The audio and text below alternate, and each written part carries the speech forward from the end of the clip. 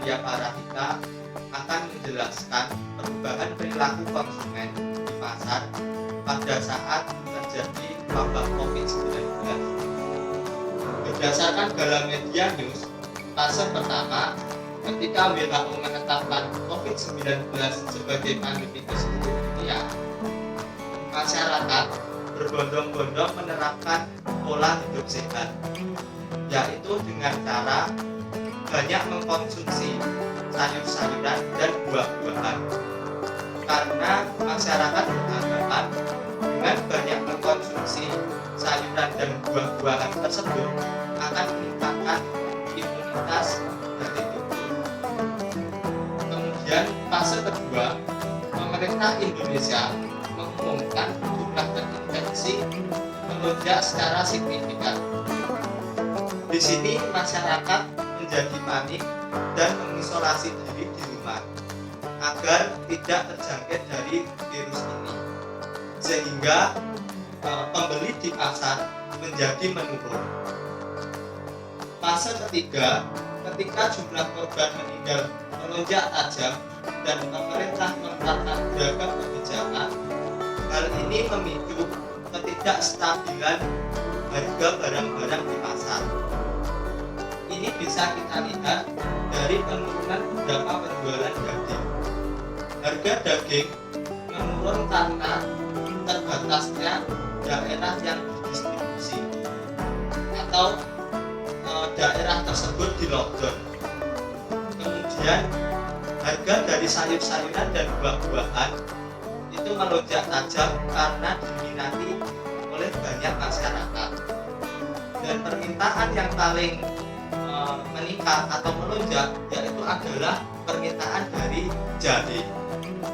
Jahe yang awalnya per kilonya adalah 10.000 menjadi 48.000 per kilonya.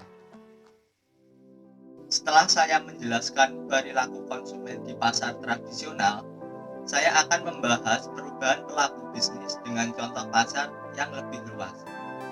Pada pelaku konsumen, kemunculan virus COVID-19 telah memaksa perubahan perilaku konsumen dan guncangan pada perekonomian global. Masyarakat mulai banyak beralih untuk berbelanja online.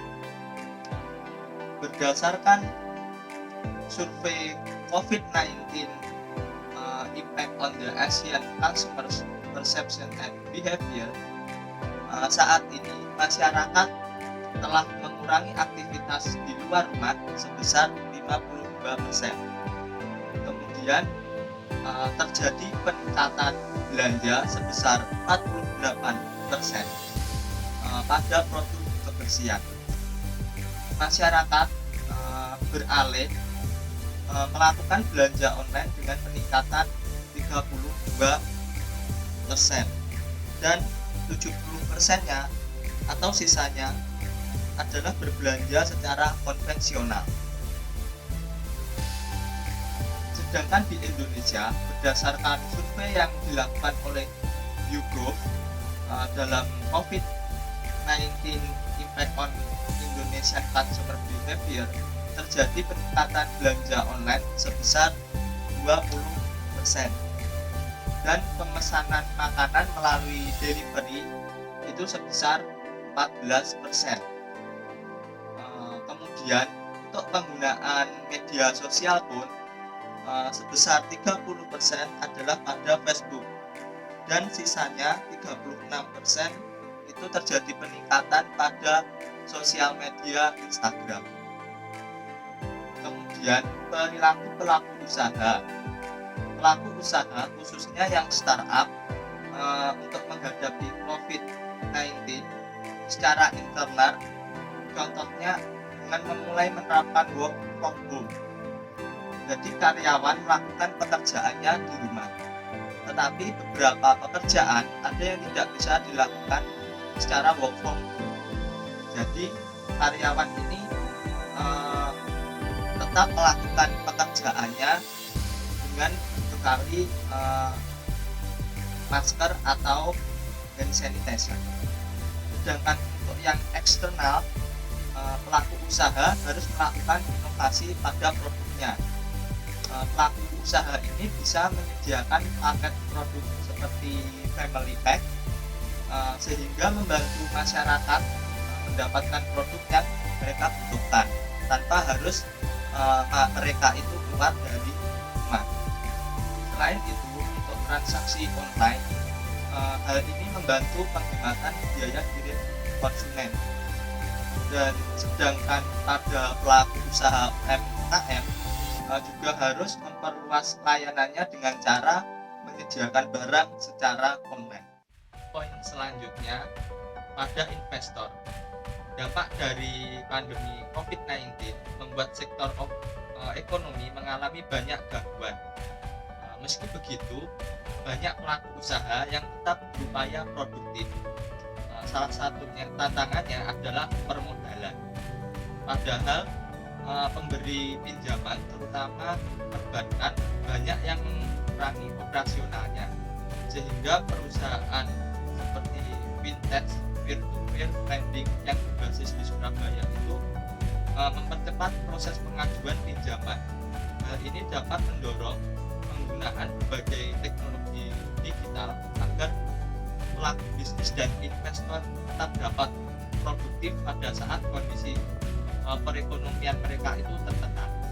Proses pengajuan secara online dan penggunaan fitur tanda tangan digital memberikan pelaku bisnis opsi proses pengajuan pembiayaan dengan memastikan kesehatan dan keselamatan dari pekerja. Jika saya sebagai pelaku bisnis, untuk menanggapi situasi ini, saya akan memanfaatkan teknologi semaksimal mungkin untuk mempertahankan bisnis saya. Sebagai contohnya, saya akan membuka jasa pelayanan pembelian secara online. Selain itu, saya juga bekerja sama dengan driver online untuk mengantarkan pesanan kepada konsumen yang berada di rumah.